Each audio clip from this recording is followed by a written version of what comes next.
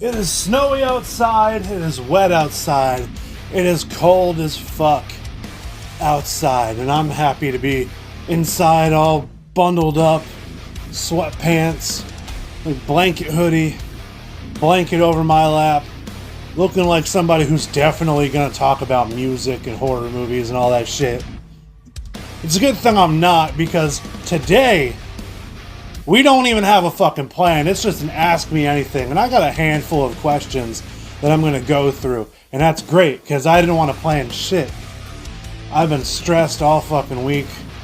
People have been calling out at work, putting more shit onto my plate. It's been cold. It's been disgusting. I've had back pain. I've had shoulder pain. Blah, blah, blah. Complain. But, we here today. We're going to answer some questions. We're going to do some movie reviews. It's gonna be great. De-stress. In through the nose, out through the mouth. Just had to walk through the cold and the slush and all that shit, dodging traffic, all that good stuff to get to a dentist appointment. Luckily, my dentist is right around the corner. Bad news is it's right around the corner, so like, I can walk there, and normally I have to walk there. And in days like this, where it's a winter wonderland, I walk through that. And I get there and sit there with a rude person, and essentially they just look at me and go, man, you suck at this whole teeth thing. And I'm like, yeah, I drink a lot of Diet Coke and Dr. Pepper, and sometimes I forget to brush afterwards. And they're like, well, don't do that. Also, we need you to come in for all these other things. And I'm like, I'll do that when I can afford it. So I think we're going to schedule it for the year like 2039, where either I will find some way to be a billionaire through some sort of exploitation, because that's the only way you can become a billionaire, or I will be dead and it will no longer be my fucking problem. Maybe just take it easy on the sugary drinks every now and then. Completely understood. Don't mind me as I crack open my guava monster and plan on having another coffee in about an hour. But enough of the recap of my day. We got plenty of questions, plenty of topics to talk about. Maybe you care, maybe you don't care. I don't care. Maybe you should have asked something that you cared about and I would have fucking covered it. Get a coffee, get an energy drink, get whatever you need to get comfy, sit back, relax. Let's fucking kill some time.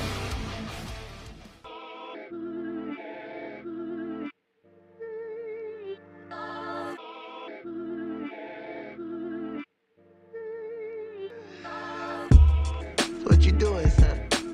Nothing. Just chilling. Killing. True. Hey, Dobby. Now that you're a free elf, is there anything else you want to try? Bobby would like a Swisher Sweet. Wood tip. My man. Okay, let's get right into it. My buddy Larry says, what is a skate video you recommend? Or at least one with a killer soundtrack. I spent my youth into my early adulthood listening and watching to a bunch of skate video soundtracks and skate videos from across the board. Small, large, all that shit. One of my favorite soundtracks, though, is from the 2007 mystery skate video for Black and White. It's got a whole bunch of soul and hip-hop and blues and stuff. Not heavy, not punk at all, but the vibe is just incredible. Just soul music with good skating. Everything is in a black and white filter. I love the black and white aesthetic myself, so everything just really, really worked well for that, in my opinion. And especially Lindsay Robertson's segment on that. Everything he does is super clean. But skating to In This World by Moby was incredible. And I keep replaying that movie like once a year, just to refresh it in my mind. As far as skateboarding goes, I really, really enjoyed, and I still love it to this day, the 2003 Girl Skateboards Yeah Right video. It had a little bit of everything. It had a lot of comedy, had a lot of great skating, some innovative stuff. It was a really, really fun watch. We also have, in the wrestling context of things, now that Yota Tsuji is New Japan World Champion, who do you think would be a great opponent for him? Nakajima or Suzuki? And while Suzuki would be great for a marketing standpoint, because like in Japanese wrestling, who the fuck doesn't know Minoru Suzuki? He's been around the world, he's held everything, he's a fucking badass, he's murder grandpa. But like, for longevity and like a little more unpredictability, Nakajima should be the way to go. He's younger. He didn't lose a single. He lost one singles match from the end of 2024 all the way to the beginning of 2026, and he's held 3 titles, and he's killing it. Plus, if there's any way at all that he could beat Yota Tsuji, you want to be able to have some longevity, right? My buddy Blair asks, if I won the lottery, what would I do? And I have an idea, and it's kind of all over the place, but it's been the same idea that I've had for like decades now, just slightly different iterations. I want to open a place that's like a boutique, a bookstore, a coffee shop, something like that. Something that I can be operational in the mornings and day to day. And then on the weekends, we book bands, baby! Metal bands, hardcore bands, hip-hop shows, all that good jazz. Whatever, fits the need. I want to have like something that I want to work with my wife. So she is very big into books and thrifting and stuff like that. So it'd be pretty cool to be like similar to the Felt Fanatic in Salem, where they do like, it's a consignment shop, it's a thrift store, they have all these great goods from years past and all these different fandoms and stuff, but then occasionally they throw shows. I want to do that, but for hardcore bands and stuff. And then occasionally, maybe once, twice a year, we can have a giant jamboree, like an anniversary thing, where we have a couple bands and we have a couple wrestling matches. I think that would be cool. And then just use the rest of my money that doesn't go towards this to maintaining a comfortable lifestyle and maintaining that my dream can still be alive. Oh, speaking of my wife, she decided to throw a question in the hat. So, Tanya says, what are your favorite foods that I make? Well, I think you know that my favorite is the penne vodka sauce with garlic bread and roasted broccoli. But I'm also very partial to garlicky sauteed mushrooms, bulgogi, and mashed potatoes. That's always good. And then I would think everything else that I always crave is stuff that we work on together. Oh yeah, and your famous midnight chili. We call it midnight chili because every time we decide to make chili, somehow, some way, no matter when we start it, we're not done until a little after midnight. That shit's good. That shit is good. God damn it. I'm recording the podcast now. Now I'm just thinking about food. Why'd you have to ask about food? Now I'm just hungry as shit. Andrew asks, what are my thoughts on the new season of Netflix's One Piece live action series coming out soon?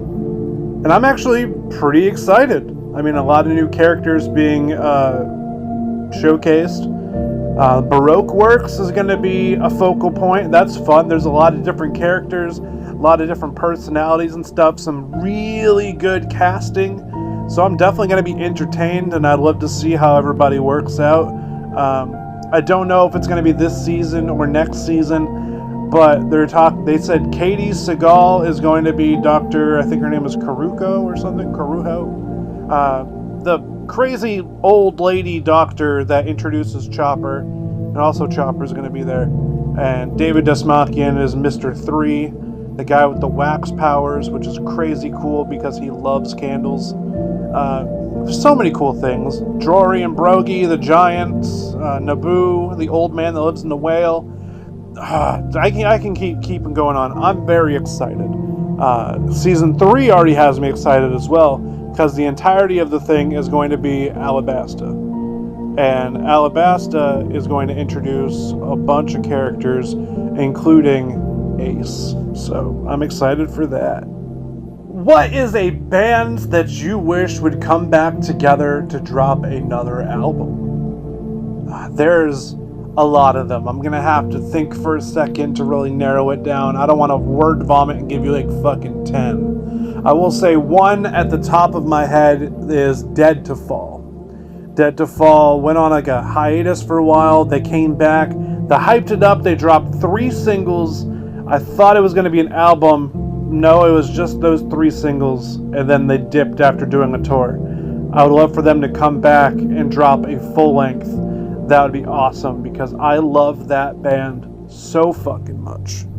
Another band that I would love to come back and drop some more shit is the band Folly. And back in the day, I feel like they were slept on. Nowadays, especially with the social media stuff that we got going on with reaction videos and all that shit, I feel like people experiencing Folly for the first time will break their minds, and this band will have a whole new renaissance with these reaction videos and people sharing their stuff. Because how do you explain to like Gen Z what ska-core is? Some hardcore, aggressive as shit hardcore, and then just like how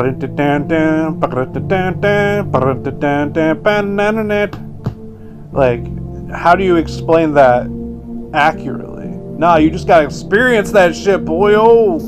And lastly, a band that I would like to come back for another album is Empire, I Was a Lonely Estate. I feel like that band is so fucking good. Their sound is so perfect. But if I were to, suggest some creative liberties, try to use a chorus. I feel like with a chorus and people to get behind and the repetitiveness occasionally coming in, you guys would be unfuckwithable. You guys would be perfection. It wouldn't be like I'm listening to a diary entry every time. Granted, a very pretty and well done diary entry, but I'd love like a standard song composition. Intro, verse, bridge, chorus, verse, chorus, outro. I would be really fucking happy with that. Got 2 more questions. Lenore asks, what are 5 essentials for you to go to an event or a concert? Number 1 for me, I like to dress very lightly. I like to dress lightly, not with a bunch of layers. I will freeze my ass off outside if I need to, but I know guaranteed that if I go and I visit the merch booth, I'm picking something up and I'm not going to want to carry it around, so I will put it on. And I'm not standing through all that show, sweating my ass off, ruining my new shirt. So dress lightly, because I will layer with merch that I buy. Next up is a twofer, because I am that kind of motherfucker. I need to bring my cell phone and a power bank, because I know while I'm at the show, there's no place for me to plug in my phone. I do like to take video and pictures at shows. That will deplete my battery. And then for some reason, if I need a way to remember where we are parked, if I need to contact somebody, if I need to text somebody because I lost them, I need to make sure that my phone is as charged as it can be. So I need both my phone and a power bank. So that's 3 things so far. Next up, I will say I need to bring an alternative form of payment. If there are the places that take both card and cash, I want to make sure I have both of them, because I will hate if I have people open up a tab or if I hit the bar up or something and then their debit machine's not working or they don't have proper change to give me back for my stuff. So if I pay with card, I avoid the change, and if I have cash, I kind of avoid any technology problem that might occur. And lastly, the last one, this is number 5, I need a friend. I need a friend to go to events with, because I have terrible social anxiety, and if I'm surrounded in a sea of people who I do not know, I'm going to have a terrible time, and I will not be able to enjoy myself. So just have somebody that I know I can relate to and trust with me there is key. Because then it's not all uncertainty and not feeling unsafe or anything like that. I have somebody there too. Kind of mushy answer, but yeah. And lastly, Jesse from Cannabis Crypt asks, is there a message that you would have loved to give your former self? Yes, there is. Honestly, it's just embrace being who you really are as soon as you can. Because I've spent my entire adult life, up until a couple years ago, worried what people might think of me and worrying about how I am perceived by everyone around me. Just thinking that they don't like me, or worrying that they don't like me when they're not even thinking of me. When there's more pressing matters at hand, why the fuck would you be thinking of me? I didn't want to be considered this tough guy, asshole, fucking rock star character when I'm just like, bro, I listen to heavy metal and hardcore and shit like at work and stuff. Then I come home and I play some Kirby on my Switch. I watch some One Piece. I read comic books. I wear makeup and I paint my nails. I'm not trying to be anything other than who I am. And I am much happier now that I've just said fuck all of that. So if I would have just done that earlier, who knows how good my fucking mind would be now. I wouldn't be such a fucking wreck. That's the main thing.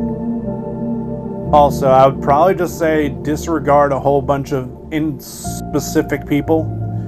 But, you know, butterfly effect. Maybe I did that and I never met my wife, or I never got into hip-hop. So, we'll just say authentic self. We'll just say that. But that wraps up all of the questions that you have been submitting. And thank you so much for that. I love doing these Ask Me Anything question episodes because I don't have to prepare. I have to prepare a little bit for like the music aspect, but that's it. So it's less stress on me. And then sometimes I actually get to talk about things you really care about. So that helps out. You're never too young to have a Vietnam flashback. You know what fucking time it is. Honestly, it's the only time where anybody cares. It's fucking music reviews. And I've listened to a couple things this week, and none of it's bad. All of it was pretty fucking good. Besides, you know, like the things from bands that I didn't like, and I just listened to them just hoping something would change and maybe I would start fucking with them a little bit. But I didn't. No. And I'm not going to showcase bands that I didn't like from the start, because then it's kind of like, well, yeah, you didn't like them. Why would you talk about them? That's a no fucking brainer. Adoy. Now, we got 4 bands, 4 releases, all of them pretty fucking solid. This might be a first. This might be a first where all of it was good. So let's get right into it. Some new bands for you to check out, some new music for you to check out. When Man Meets His Maker just dropped a new track titled Progressions. And this fucking slaps, dude. Like, this is nothing that makes me go, oh shit, oh fuck, I'm gonna come. But it's like, it's solid, dude. It's solid. For fans of Skeleton Witch and Through the Eyes of the Dead, if you like those bands, you will love this band. And honestly, I think the drummer from Through the Eyes of the Dead was the drummer for this band. I don't know if he's still in it, if he was drumming on this, but you can definitely hear it in there, so I wouldn't be surprised. This is the 3rd single that they have put out since their last album. I believe they dropped last year or the year before. I don't exactly remember when I heard it or saw it. But it's the 3rd one, which leads me to believe that maybe later on this year, there's another album. And the last album slapped. That was something to write home about. And Deceiver was a great fucking song. This, pretty damn good. So if the momentum continues, this album is definitely one to keep your eyes and ears on. I give it a solid B. Dry Socket just dropped some straight fucking fire with their new song Rigged Survival. Now, if you're a fan of bands like Circe, or Drain, bands that bring that energy, have that raw sound, this is straight up for you. I tried to look up other bands to compare them to because I was drawing blanks besides those two. Google had the audacity to say, oh, they're very similar to A Day to Remember or Neck Deep. No. Those are not hardcore punk. This is hardcore punk. Those are child things. You are children. This song, Rigged Survival, is ferocious. It is feral. It is raw. It is everything hardcore should be. And I'm kind of mad that I didn't know this band existed until this song dropped. I give this a solid A. I think if things slowed down and got a little angry at a part, I could give it an A+. But it stayed pretty upbeat until it got a little melodic, and that was good too. Just wasn't exactly what I wanted, but it was very well done and really good. The debut album from new band I Promised the World just dropped, and the hype was real. The hype was all over the place, people saying this is like a revival band, this sounds like the mid-2000s all over again, this was so well produced, it's so well done, this is mad hype.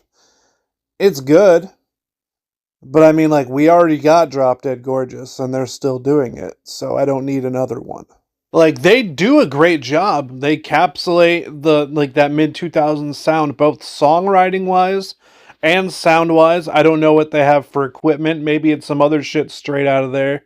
I don't know shit about fuck when it comes to instruments. But this sounds like it was released in 2005, which is cool. But it's nothing special. I mean, there's a handful of bands out there right now doing this exact thing. And honestly doing it better. I'm not mad that I listened to it. I'm kind of annoyed with the hype. People were saying, like, this is some crazy shit. This is the future. This is going to be all this and that. And that might be true. This was not all that it was cracked up to be in my eyes. Hopefully their next album is better, their next EP is better. Maybe they fucking crush it in a live sense, and that's what people were referring to. Recording-wise, they fit the aesthetic, but it's not for me. I give this a C+. It's not bad, it's just, there's too many bands doing the same thing, and they don't do it as good as those bands. Humanity's Last Breath just dropped a new song called Godhood. And I will say this is heavy as shit, but as a caveat, this made my ADD, ADHD brain fucking go wild. Not exactly in a good way, though it did sound good. There was so many fucking things going on. There was like weird time signatures, background jarbles, background noise, layering of guitars, effects on vocals, ringing out of guitars, and my brain's like trying to focus on everything, and honestly my head just went ah! And I couldn't focus on the song. I had to replay it like 5 times, and I got the same answer every time. If you're better at focusing on things than I am, this might be for you. There's no denying that it's heavy. There's no denying that the band is good. This is just too much for my blood. I couldn't do it. For that, I'm giving it also a C+, because I see the appeal. I recognize the mastery of their instruments and their craftsmanship and all that stuff. I would have done things a little differently. I would have done things a little simpler. I wouldn't have layered so many fucking things. But what do I know? I don't know anything. I'm just picky as shit. It would have been better as like a dun, dun, dun, dun, instead of a da-dun, da-dun, da-dun, da-dun, with fucking growls over it, you know? Sometimes less is more. Don't try to be spooky, dissonant, fucking dystopian bullshit. It doesn't always come across well. But that's enough of me bitching about music and picking things apart and giving my, well, unneeded opinion, because I have no authority in the matter. Let's go straight on to plugs, because that's how I end this shit, and we are coming to an end. We're supposed to get a snowstorm here. Saturday night, all day Sunday, all day Monday. So I don't even know if plugging my show in Boston is worth it, because I don't know if it's still happening. But just a reminder, I am playing in Boston at Midway Cafe this Monday, January 26th. It's $10, cash only. The giant night of hip-hop and pop. Should be a fucking banger. If you're able to drive out, give it a try. Maybe I'll be there, maybe I won't. All depends on how bad everything is in my area. The Bars Over Bars Awards take place January 31st at the Capitol Theater in Arlington, Massachusetts. It is a beautiful venue, old movie theater that still runs. Concessions, beers, all that stuff. Great stage. Come on out. If you're performing, of course, it's free. Just show up. That's all nice and dapper. Fingers crossed you guys get an awards.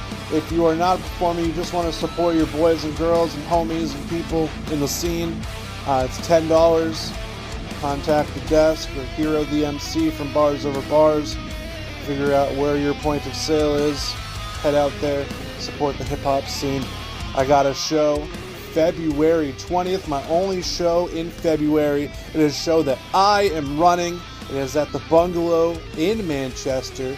Ace Don, Cryptic, Animatronic the Abolisher, myself, Quick Before the Outbreak, Symposium, and Arms Like Teeth. It's half metal, it's half hip-hop, it's 100% a great fucking time. $15 at the door. Coming out, shit pops off at 7 p.m. Let's go.